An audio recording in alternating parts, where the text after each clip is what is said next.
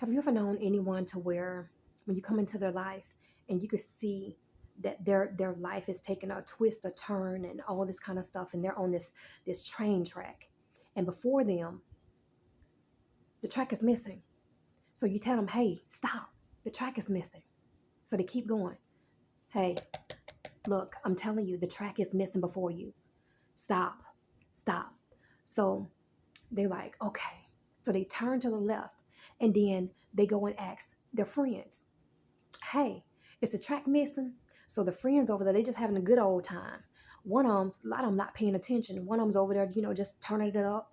They don't even look for the track. They tell them, "Oh, go ahead. There's nothing wrong. Just keep going, keep going." But there's one amongst them that can see very well because they see the track just like you do, and they see it's missing. And they look at you and smile, and they tell the person, "Keep going." Why? Because they know that person listens to them. They have their ear. They have the ear in everything, and that they're going to listen to them no matter what. They're not going to pay attention to you. So they tell them to keep going, to keep going. And that person actually keeps going and going. And you tell them, "No, stop.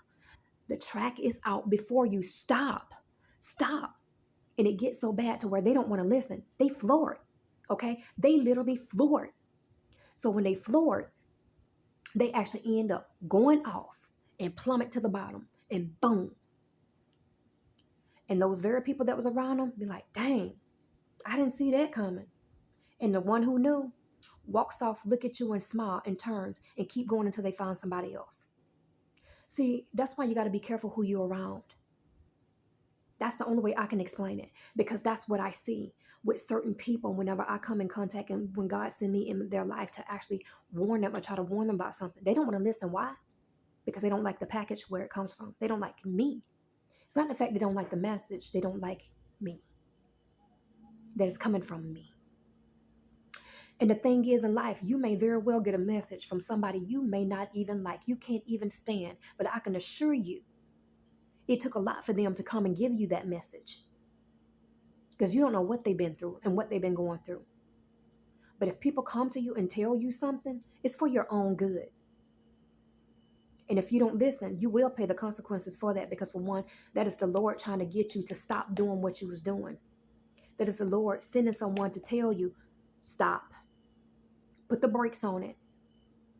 Turn around." And you need to listen. But the thing is, a lot of people don't want to listen to you because why? It's you. It's you. They don't want to listen to you. They rather listen to those around them that they deem is their friend, that they think is their friend. The whole time they've been there, that's their enemy in disguise. They never paid attention. I have literally seen in my life to where people who deemed me the enemy, they had no clue that they had an enemy within their midst as well. I have seen this. And these people hated them, but they couldn't see it. Oh, I saw it. It was clear as day. These people could not stand them. But the enemy, who thought I was the enemy, thought these people were their friend. And I'm like, my God, you reap what you sow. And it'd be right there. I guarantee you, anybody who's like that, you got people amidst them who cannot stand them. And it's not like it's hidden, because this was out in public. This was out in the open. I saw how this person literally would disrespect the person, and they would just try to like, "Oh, it's nothing," like whatever. But the way how you are with other people, wow. But the person don't treat you like that. They treat them. Because why? A lot of times they understand who this person is. I'm not trying to be funny. They understand who and what that person is.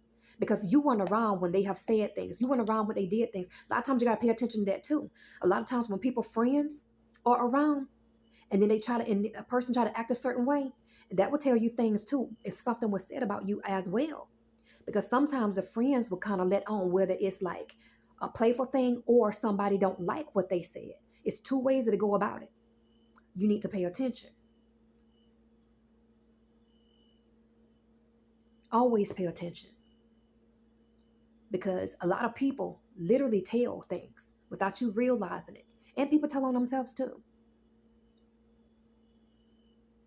But you got to watch who you surround yourself with, because if people are not trying to elevate you to a place to where you're trying to do better in life and be a better human being and do what you're supposed to do and basically find out who you are, because everybody Everybody has a purpose, but the thing is, you need to find out what it is. And a lot of people don't understand this. You either have a purpose with God or a purpose for the enemy, and it's just the truth. It's just the truth. Because why? People end up choosing what they want. Even before they even realize it, you didn't chose it and make that choice a long time ago. And I'm going to leave it like that. You made that choice before the choice was even made. It was never made for you. You did it. And this is pertaining to certain people, especially when they are evil. I'm talking about evil. Because why they chose it, it's in them to be that way. They already chose to be that way. And I'm not talking about people who make mistakes and do stuff. Like I said, these people are not the same. That's what people don't understand. They are not the same as someone who make mistakes and messes up and all this kind of stuff and actually have a heart and call empathy and all that kind of stuff. They may have go through some stuff, but they do care about people. These people, on the other hand, don't care about nobody, nothing, and honestly, not even themselves. They make people think that they care about themselves, but honestly, they don't. They don't have no respect for nobody, nothing, or not even themselves. They really don't. They are destroyers. They are killers, whether it be physically or even spiritually or even mentally. They are very destructive. They are very chaotic. They don't care about building or helping build, but they definitely care about destroying and coming and bringing chaos. That's why you got to understand who these people are. Whether in the world or not, these people are everywhere. Because why? People have never got down to the root. And I'm going to tell you one thing. I'm going to tell you why it got so far. Because the things a lot of them have went through in life, they took it up and they allowed that anger, that hate, that rage to just overcome them. And now they live it. They feel like it became a part of them.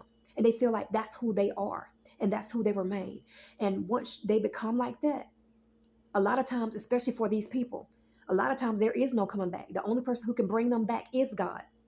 That's what people don't understand. That's why you got to know when to let go. When people say, how can I help people or how can I save them? You cannot save them. Can you help people? Yes. But you can only help people who want to be helped. And I want to make that plain because you can waste your time on too much on people in the wrong place. Trust me, I have done that.